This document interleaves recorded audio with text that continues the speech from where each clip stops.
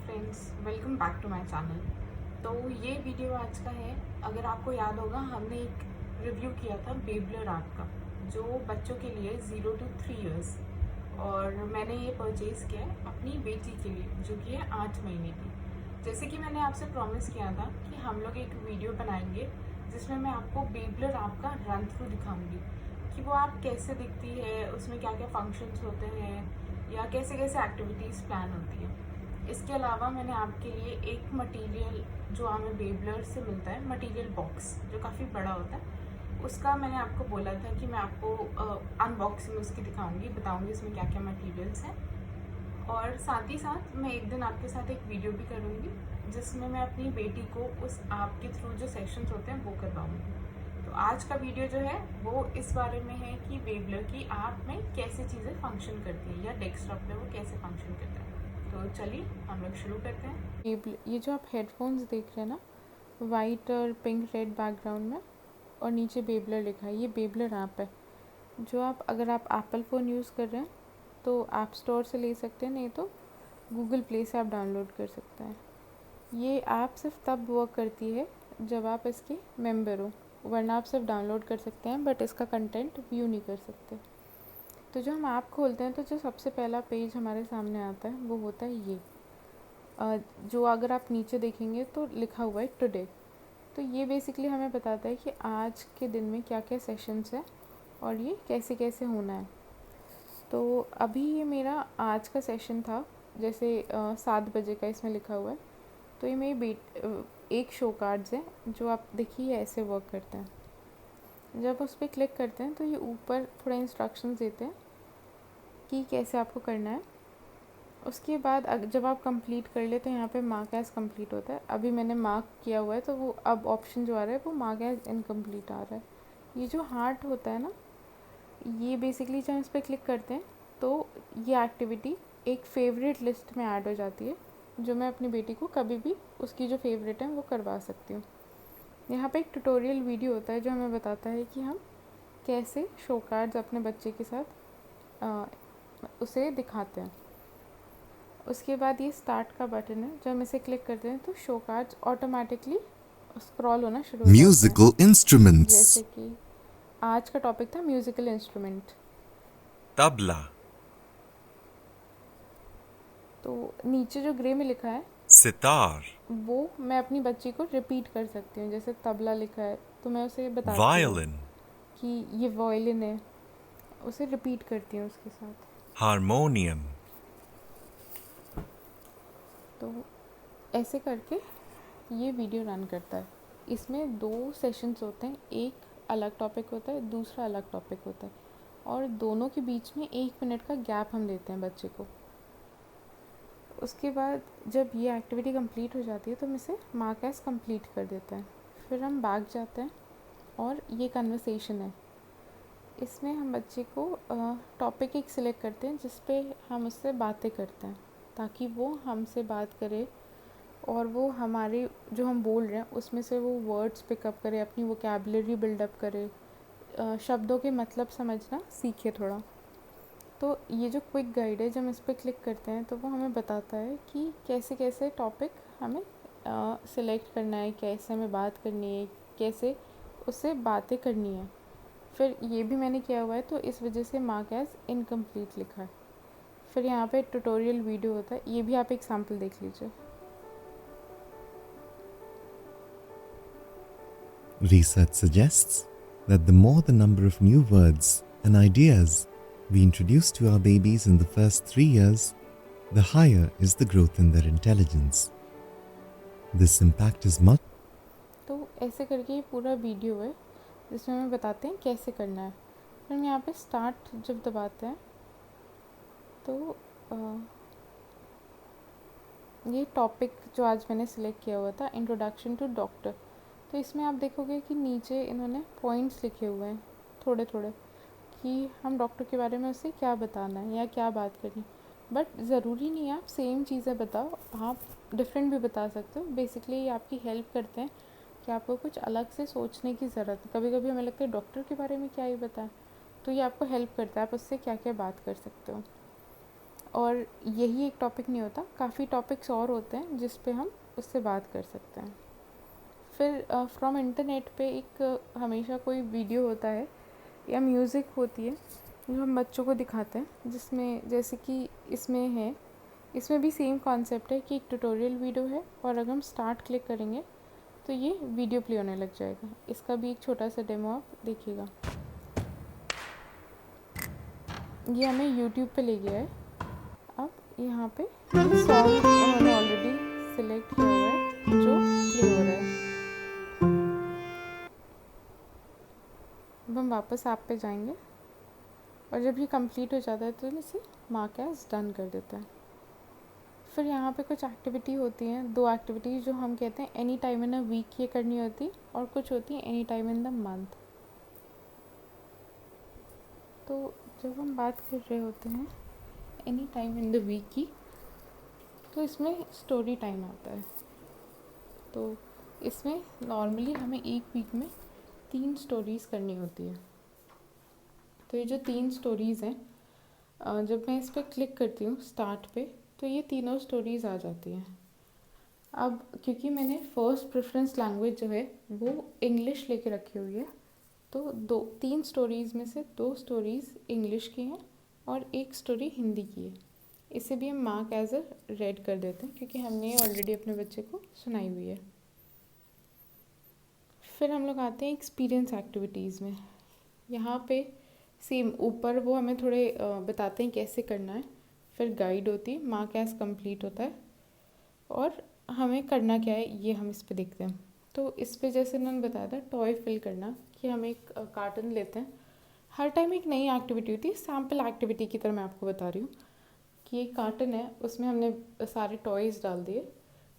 तो या तो हम टॉयज़ डालें, उसके बाद हम उससे बताएं, एक एक टॉय निकाल के या उससे निकलवाएं कि इससे इस टॉय के बारे में बताएं, कलर बताएं, क्या करता है टॉय, कैसे है, ये सब चीज़ें, ताकि उसे खुद समझ में आए कि वो टॉयज़ क्या हैं क्या नहीं है। और ये एक्टिविटीज़ बदलती रहती हैं हर वीक में। फिर उसके बाद हम आते हैं एक्सपीरियंस एक्टिविटी, बट ये मटेरियल बॉक्स के साथ है, जिसका वीडियो मैंने ऑलरेडी अपलोड किया हुआ है, जो हमें मिला था। इसमें भी सेम इंस्ट्रक्शंस क्विक गाइड है। जब हम इसे स्टार्ट करते हैं तो वो हमें बताता है कि एक्टिविटी बॉक्स में से कौन सा सीरियल नंबर की एक्टिविटी हमें करनी है। जैसे इस पर लिखा है 3E07। तो जब हम मटेरियल बॉक्स खोलेंगे तो उसमें एक आइटम होगा जिसका नाम होगा E07, तो उसके साथ हमें एक्टिविटी करनी होती है। फिर है एक्सपीरियंस टूर। इसमें ये हमें बताते हैं कि बच्चे को एक्सपोजर कैसे कैसे चीज़ों को देने हैं, छोटी छोटी चीज़ों का।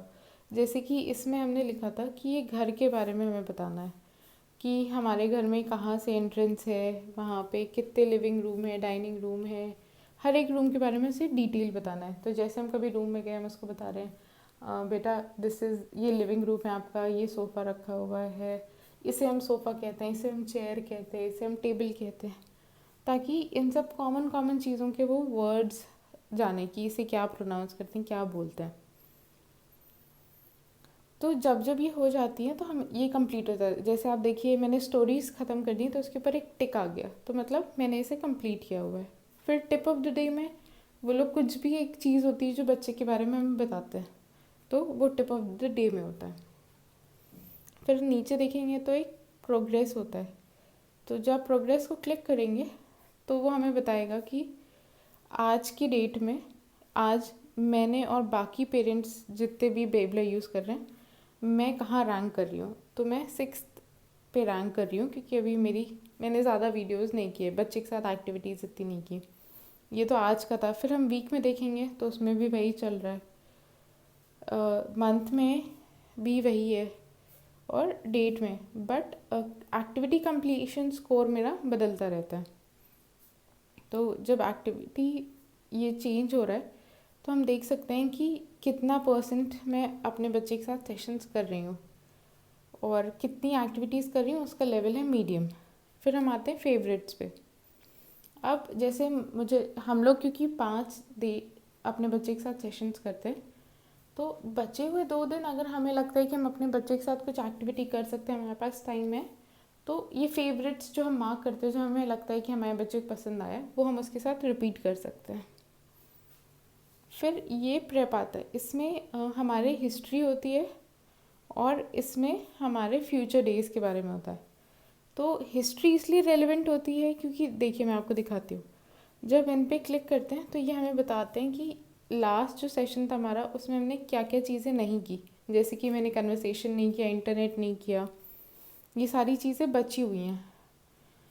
तो हम फिर कोशिश करेंगे कि अच्छा ये वाली हम कंप्लीट करवा लें उसके साथ। फिर आगे के दिन का इसलिए होता है ताकि हम प्लान कर पाएँ। देखिए अभी मैं इस पर क्लिक कर रही हूँ तो मेरे 3 सेशन में बच्चे के साथ होता है, तो ये तीनों सेशंस का मुझे टाइम बता रहा है और बता रहा है मुझे ये चीज़ें करवानी है, तो मैं उस हिसाब से अपने दिन को ऑर्गेनाइज करती हूँ। फिर यहाँ पे नेक्स्ट ऑप्शन होता है हाउ टू। इसमें वो सारे ट्यूटोरियल्स होते हैं बेबलर में कि हम कैसे कोई एक्टिविटी उसके साथ करें, बेबलर ऐप हम कैसे यूज़ करें, कैसे उस पर वर्क करें, ये सारी चीज़ें उस पर आती हैं। उसके बाद फिर हम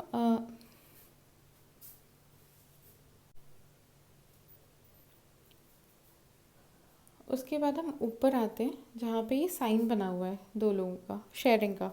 तो यहाँ पे सबसे पहले आता है अलर्ट, जिसमें हमारे बेबलर को लेके जितनी भी चीज़ें होती हैं जो हमने चेंजेस किए हैं आप नोटिफिकेशन के थ्रू हमें मिलती हैं।